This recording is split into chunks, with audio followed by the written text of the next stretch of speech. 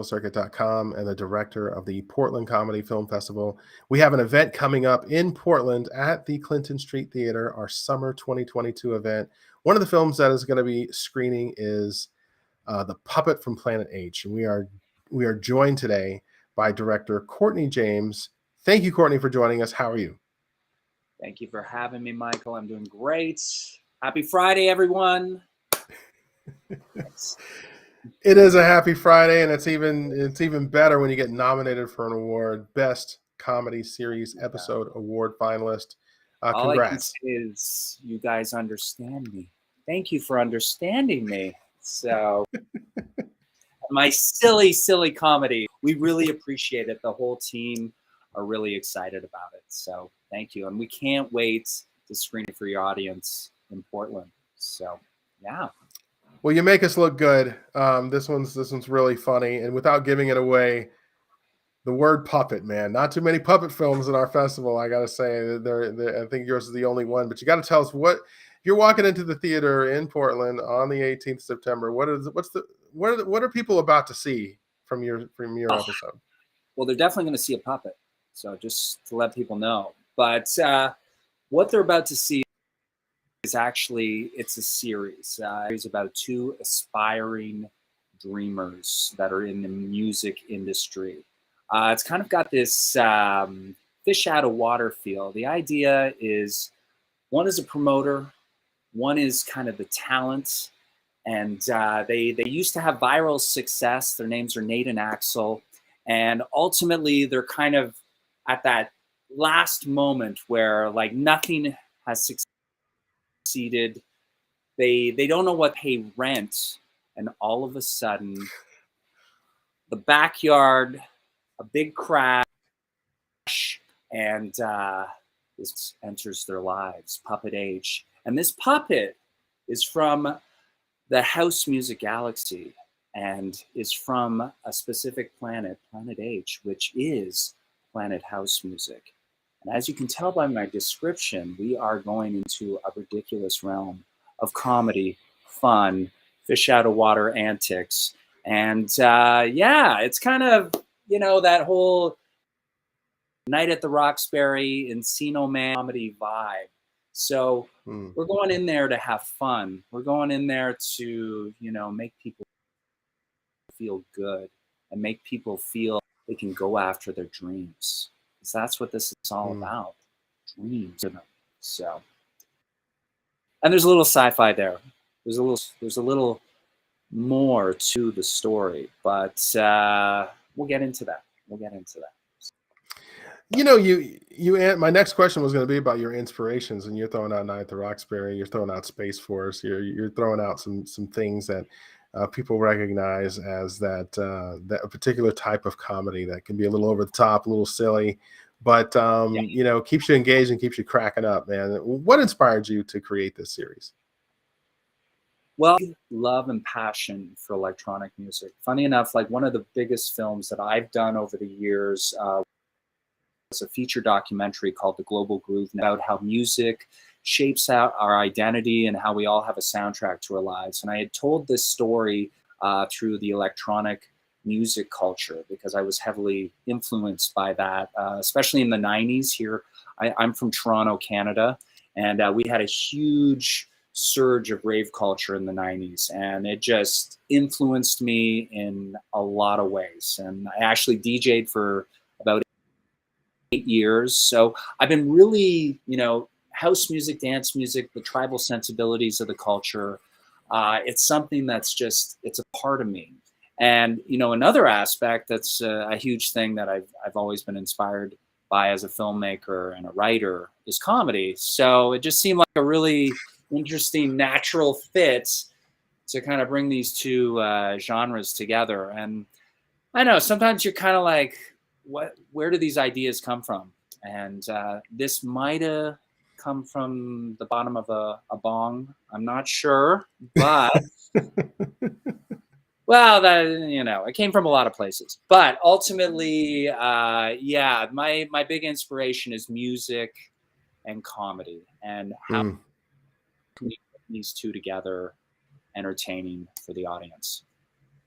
Wow. Well, did you learn anything from this production when you were doing it, good or bad? Things. I learned to sew, to create a puppet. No, I'm just kidding. I had a professional do that. My dad actually made these puppets for our film production. That's a fun fact. That'll be on our Wikipedia page at some point. But ultimately, no, what I learned from these things is what you can actually put together with a small team. Like as an independent filmmaker, you got to learn how to kind of do things and hopefully kind of make it look like you spent a lot of money. And, it's amazing what you can do with like 4 or 5 people and an idea that, makes, inspires everybody. So that's kind of the genesis of the puppet from Planet H and where that's on. But, I'm sitting here writing more episodes, more of the story, creating something that, we hope as we make more episodes, we can maybe get some interest and get people and take this to a bigger platform and maybe have a little more money involved so we can make a fancier puppet. So that's my goal. I really want to make a fancy puppet that can maybe outer space. I don't know. Is that too much to ask? No, that's great, man. And that leads me into, you're like great at this because it leads me into the future of your series. How many episodes are done or planned or written, or where are you at with the whole series? Well, right now, I have been exploring the audio world. So we actually have an audio series podcast channel called the Emit One Radio, available on Apple Podcasts, Spotify, Stitcher, Sounder FM, SoundCloud, where most audio stories are found. And on the Emit One Radio Hour, one of the stories is The Puppet from Planet H. So far, we actually have 4 episodes produced. What's happening at your festival is the opening episode, but we have modified that to kind of be more of a film presentation. But to kind of delve more into this story, you can go to the Emit One Radio Hour and see where this journey takes us after you go to the screening in Portland. So that's kind of where we're at right now. I've got about 8 episodes written for the first chunk of season, and we get in there, and we have some fun with these guys, and we introduce a lot of interesting characters that'll definitely be memorable. I promise you that. So that's kind of where we're going right now with the direction of it. So we hope to shoot some more episodes in the new year. That's the plan. But right now, we are showcasing this opening episode and the audio episodes that accompany it. All right. Very cool. Well, you've done the run with our film festivals. I know you've been in our Austin Comedy Film Festival, the Spring 2021. You've been in the Oregon Short Film Festival. We screened the drive-in theater during COVID. I remember that up on screen. I remember all the horn honking at Sunshine Mill and all that was always fun memories. And you've probably been in some more festivals. I have to do some research. You've been in a lot. We've done well with this one, weirdly enough. So you never know. You make these things, you hope it connects. And I think right now what people are looking for is a little fun, especially if you go to the theater. And we definitely give you the fun. We give you a lot of fun.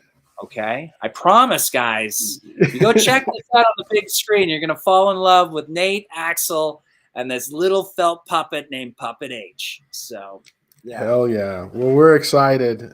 Good job on this. You make the judges look good. We're proud to screen it in multiple markets.